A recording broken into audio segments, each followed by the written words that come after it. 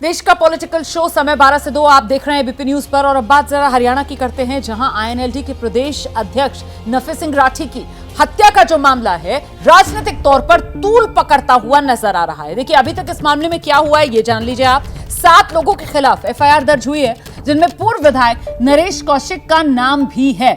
नफे सिंह का परिवार बहादुरगढ़ में अस्पताल के बाहर धरने पर बैठा है, साथ में समर्थकों का हुजूम है। हमारे साथ मौजूद हैं सर, आज पोस्टमार्टम होना है, आप लोगों ने भी कई लोगों को नामजद आरोपी बनाया है, क्या कहेंगे कौन लोग हैं जिन्होंने इस जगह में हत्याकांड को अंजाम दिया? इसमें भाजपा के लोग शामिल हैं। अगर ये खबर आप लोग लाइव दिखाएं तो मैं बताना चाहूँगा, पूरा देश अगर सुन रहा है तो मेरे पिताजी की हत्या करवाने में भाजपा सरकार के लोग शामिल हैं, प्रशासनिक अधिकारी शामिल हैं। बार बार हम मांग कर रहे थे कि हमारे परिवार की सुरक्षा की जाए, बार बार दरखास्त दे रहे थे। खुद मेरे पिताजी कई बार खट्टर साहब से मिले हैं, विज साहब से मिले, लिखित में उन्होंने दरखास्त भेजी है सीआईडी की। यहाँ से रिपोर्ट आप मंगवा सकते हो, वो चेक करवा लीजिए।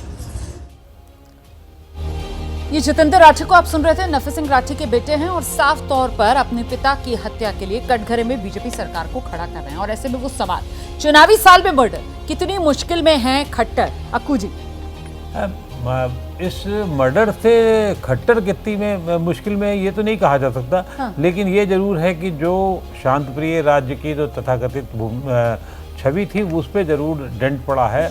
और पॉलिटिकल, क्योंकि मर्डर है ये लगभग मान लिया गया है, जिस तरह आरोप प्रत्यारोप लगाए गए। लेकिन इसमें एक जो लॉरेंस गैंग का मामला आ रहा है, और जैसे पहले वो सिद्धू मारा गया था, गायक जो था, उसी तरीके से सिद्धू मूसेवाला, उसी तरीके से तो पूरा खेल हुआ है, उसी तरीके से रैकी की गई है, उसी तरीके से मारने की प्रक्रिया हुई है, उसी तरीके से हथियारों का इस्तेमाल हुआ है। और जितने राउंड हथियार मारे गए हैं उससे साफ लगता है कि बहुत सोच समझ के किया गया। तो ये सिर्फ पॉलिटिकल मामला ही नहीं है, बल्कि कुछ जमीन जायदाद और लेन देन और लेकिन जिस तरीके से नफे सिंह राठी के परिवार की तरफ से, बेटे की तरफ से सीधे सीधे कटघरे में बीजेपी को खड़ा किया जा रहा है, तो सियासी तौर पर तो मामला तूल पकड़ता हुआ नजर आ रहा है ना भाई।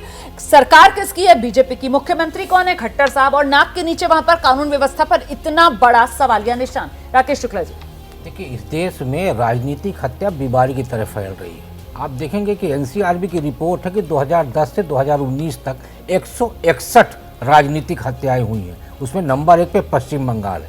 ये हत्या भी राजनीतिक व्यक्ति की हुई है। निश्चित तौर पे जिस पे संदेह होगा उस पे वो आरोप लगाया जाएगा। लेकिन मुझे लगता है कि राजनीतिक हत्या के साथ साथ इसका कहीं ना कहीं प्रॉपर्टी का विवाद भी होगा, क्योंकि हरियाणा, पंजाब और खासकर एनसीआर का जो इलाका होता है वहाँ बहुत सारी हत्याएं और अपराध के पीछे प्रॉपर्टी का मसला रहता है। बिल्कुल, अब वजह जो भी हो, लेकिन कानून व्यवस्था के सवाल को लेकर फिलहाल हरियाणा की खट्टर सरकार घिरती हुई यहां पर जरूर नजर आ रही है। बहुत बहुत शुक्रिया आप सभी का हमारे साथ जुड़ने के लिए। 12 से 2 देश का पॉलिटिकल शो देख रहे थे आप।